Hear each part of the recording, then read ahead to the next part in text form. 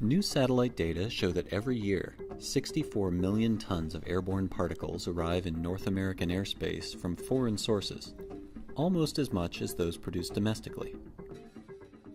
These particles are called aerosols, a broad term that includes particulate pollution, soot from fires, salt from the ocean, grains of pollen, volcanic ash, and dust from deserts. And as it turns out, the vast majority of these imported aerosols are in the form of dust and arrive in North America via air currents over the Pacific Ocean. For years, researchers have used increasingly powerful computer models to simulate the transport of aerosols around the globe. But we had no good way of measuring how much of this aerosol mass was produced at home and how much came from abroad, how much was pollution and how much was dust, or how high these particles were in the atmosphere, all important factors in assessing aerosols' impact on air quality and Earth's climate.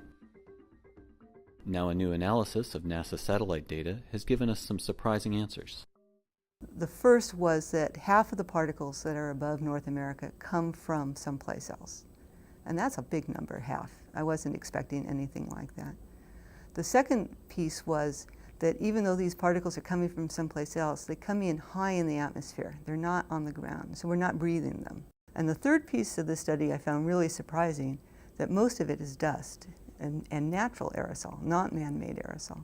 And again, that has implications for if you're trying to control how much pollution goes from one continent to the next, from one country to the next.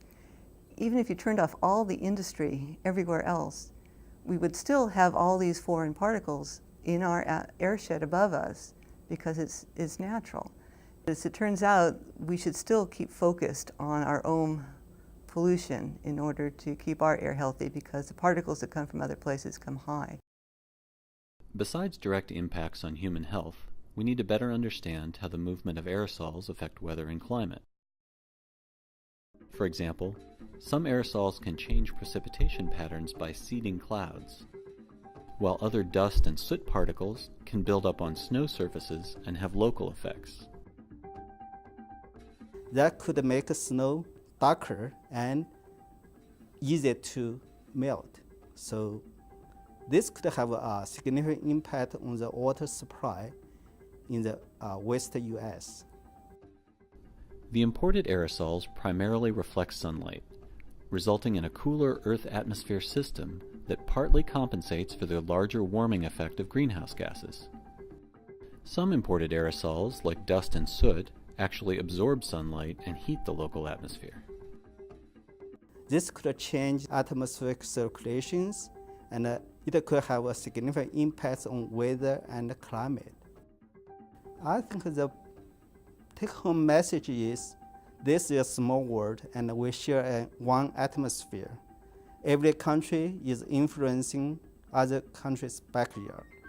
So that's my take-home message.